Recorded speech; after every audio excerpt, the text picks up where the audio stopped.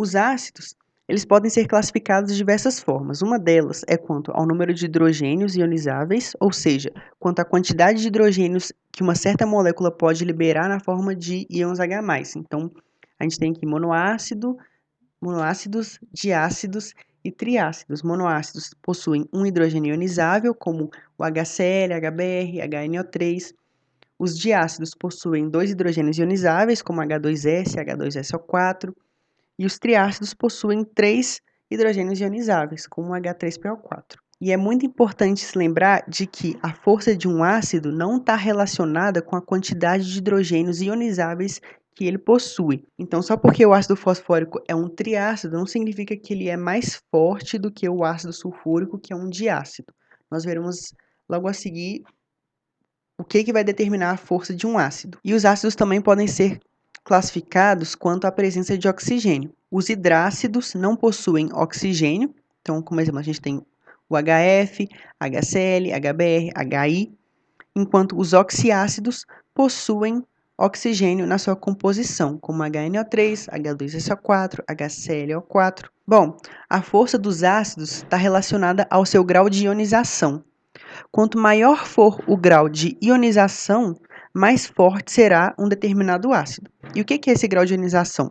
O grau de ionização é a razão entre o número de moléculas ionizadas e o número de moléculas que foram dissolvidas. Isso quer dizer que nem todas as moléculas de ácido que foram dissolvidas vão de fato se ionizar. Algumas podem se manter na sua estrutura original. Então, quanto maior for esse número de moléculas ionizadas, maior será a quantidade de íons H+ liberadas e maior será a acidez do meio no qual o ácido está dissolvido. Então, a gente considera que ácidos fortes vão possuir esse grau de ionização maior do que 50%. Os ácidos moderados vão ter esse grau de ionização entre 5% e 50% e os ácidos fracos abaixo de 5%. E como já devem ter percebido, todas as substâncias possuem um nome.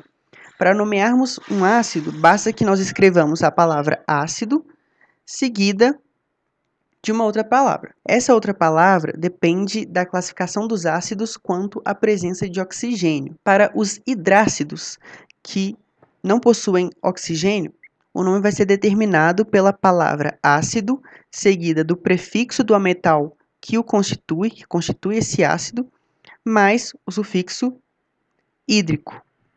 Então, como exemplo, nós temos o HCl, que é o ácido clorídrico.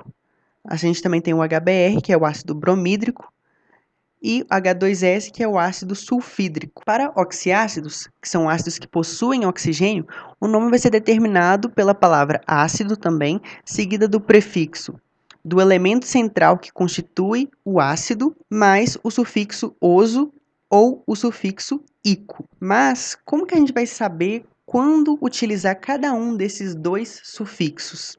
Bom, é comum que oxiácidos constituídos do mesmo elemento central variem quanto ao número de oxigênios. Por exemplo, aqui a gente tem HNO2 e HNO3. Ambos possuem o mesmo elemento central, que é o nitrogênio. Entretanto, eles se diferem no número de oxigênios. O primeiro tem 2 e o segundo tem 3. Como se pode diferenciar ambos ácidos pelo nome? Basta que nós lhes atribuamos sufixos diferentes. A atribuição do sufixo está relacionada ao número de oxidação do elemento central. Como ainda a gente não estudou número de oxidação, nós vamos atribuir aos ácidos os sufixos de acordo com a quantidade de oxigênios presentes na molécula. No caso do HNO2 e do HNO3, o que tiver a maior quantidade de oxigênio fica com o sufixo ico. E o que tiver a menor quantidade de oxigênio fica com o sufixo oso. Então, o HNO2 se chama ácido nitroso e o HNO3 se chama ácido nítrico. De forma análoga, a gente tem aqui H2SO3 e H2SO4. Eles possuem o mesmo elemento central, que é o enxofre. Entretanto, eles se diferem no número de oxigênios. O primeiro tem 3 e o segundo, 4. Como se pode diferenciar ambos ácidos pelo nome? Como no caso anterior, nós vamos atribuir ao H2SO3 e ao H2SO4, a gente vai pegar o que tiver a maior quantidade de oxigênio, e ele vai ficar com o sufixo ico, novamente, e o que tiver a menor quantidade de oxigênio fica com o sufixo oso.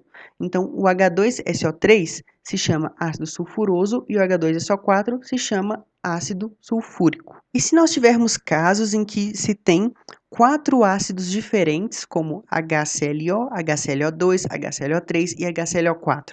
Os 4 possuem o mesmo elemento central, que é o cloro, entretanto se diferem no número de oxigênios.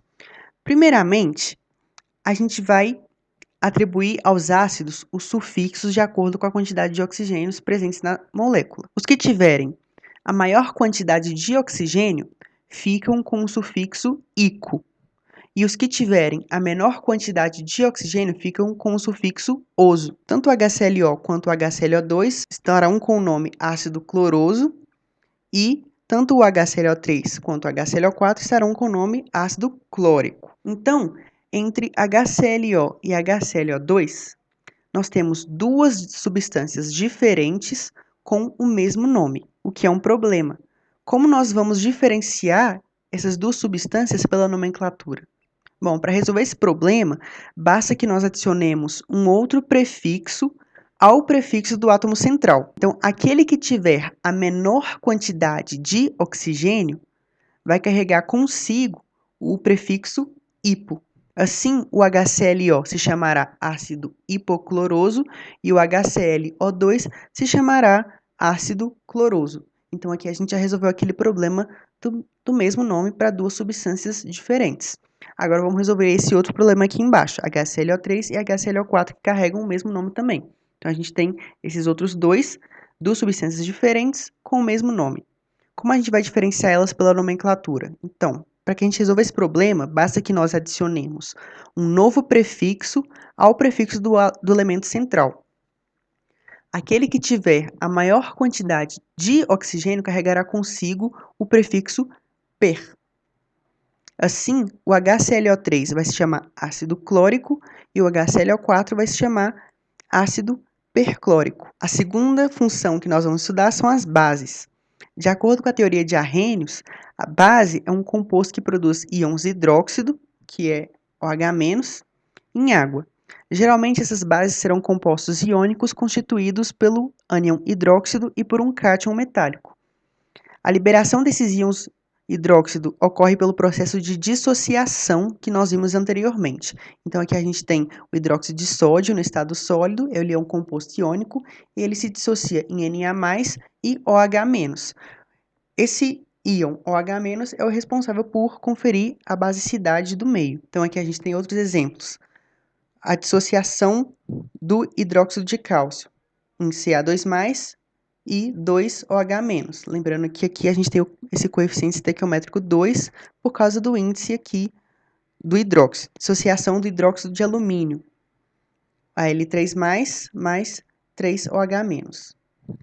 E a dissociação do hidróxido de cálcio em K+, e OH-. Lembrando uma coisa muito importante, que a amônia, apesar dela não ter OH- na sua composição, a amônia, NH3, ela é uma base, porque quando ela reage com a água, ela forma o cátion amônio e o ânion hidróxido. Portanto, amônia, NH3, é uma base. Nós podemos também classificar as bases.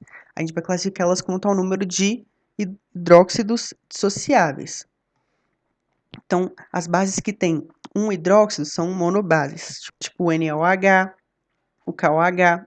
Bases com dois hidróxidos dissociáveis são dibases, como o hidróxido de cálcio. E bases com 3 hidróxidos dissociáveis são as tribases, como o hidróxido de alumínio. E a força das bases, ela está relacionada também ao seu grau de dissociação. Quanto maior for o grau de dissociação, mais forte será uma base.